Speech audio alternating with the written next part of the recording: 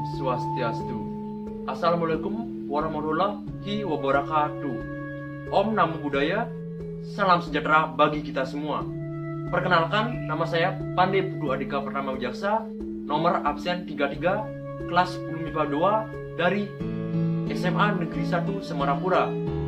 Nah, di sini saya akan menjelaskan mengenai apa sih itu coronavirus disease 19 atau yang sering disebut dengan COVID-19. Jadi, mari kita simak video berikut ini. Beberapa hari yang lalu, Presiden RI Bapak Jokowi mengonfirmasi adanya kasus corona di Indonesia. Lalu sebenarnya apa itu virus corona? Sejak itu, Indonesia dikejutkan dengan wabah virus corona. Sejauh ini, kasusnya memang belum ditemukan di Indonesia. Namun, kesiapsiagaan dan pencegahan tetap diperlukan untuk mengenali gejala penyakit ini.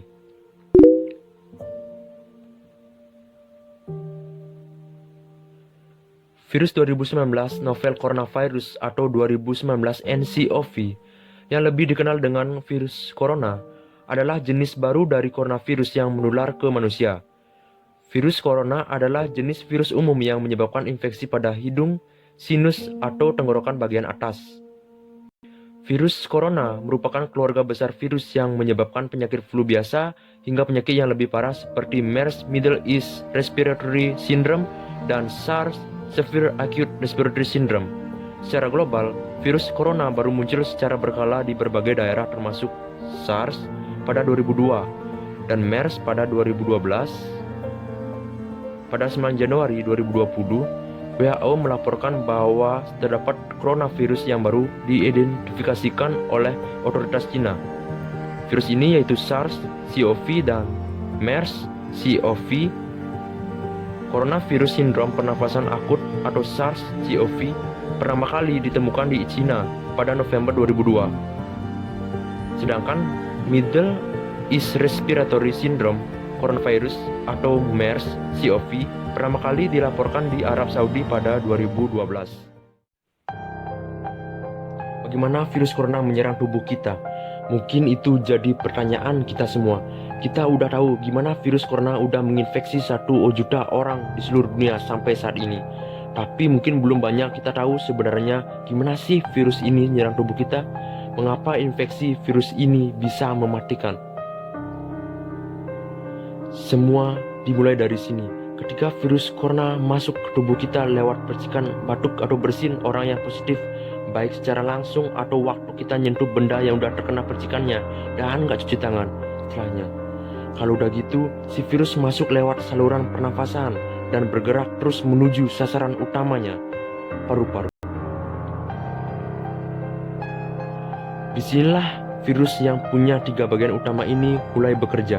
Pertama-tama, protein corona ini akan nempel di paru-paru dan organ-organ lainnya yang sel kaya akan protein ini, protein ACE2.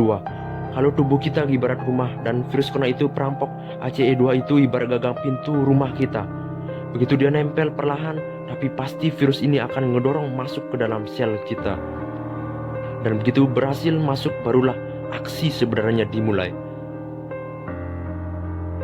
Di fase ini, tubuh virus corona ini akan membuka dan sang hacker pun terbebas. Dia akan ngehack inti sel sehat untuk menipu sistem imun tubuh kita agar nyerang virusnya, dan sekaligus membuat inti sel jadi memproduksi cikal bakal virus corona baru.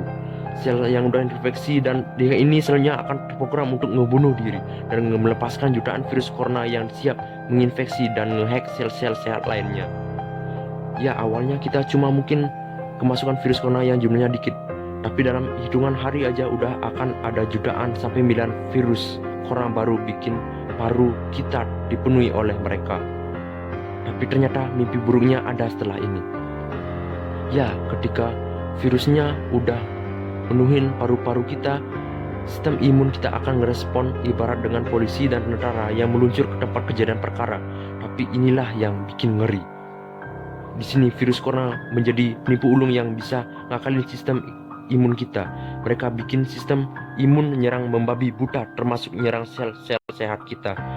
Mereka jadi gak tahu mana kawan, mana lawan, dan perlahan-lahan jadi senjata makan tua. buat sebagian kasus kejadian ini nggak berlangsung lama, karena kalau sistem imun kita buat mereka pun akan bisa menang dari segala taktik virus corona.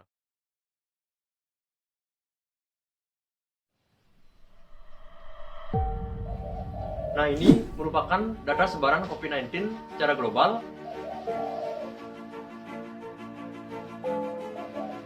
Dan ini merupakan data sebaran COVID-19 di Indonesia. Banyak bukan?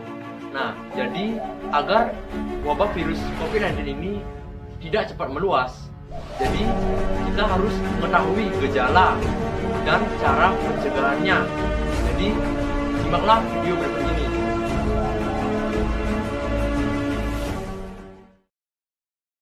Jadi gejala-gejalanya yaitu demam selama 14 hari, infeksi saluran pernafasan, batuk kering, pilek, sulit bernafas, lemas, infeksi akut atau berat, gagal ginjal dan mengarah pada pneumonia.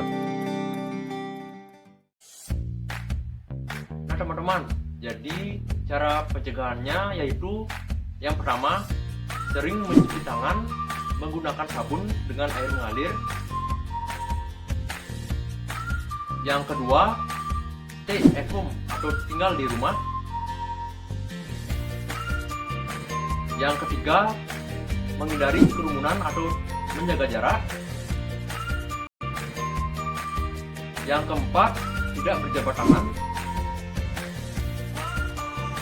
Dan yang kelima, menggunakan masker bila sakit atau harus berada di tempat umum.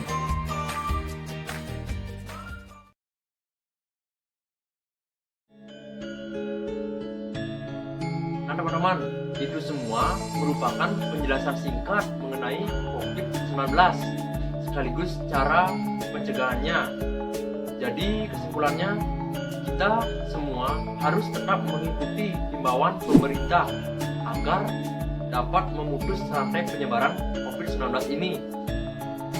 Sebelum saya mengakhiri video ini, jangan lupa untuk subscribe, like, dan komen. Sekian dari saya, bye-bye.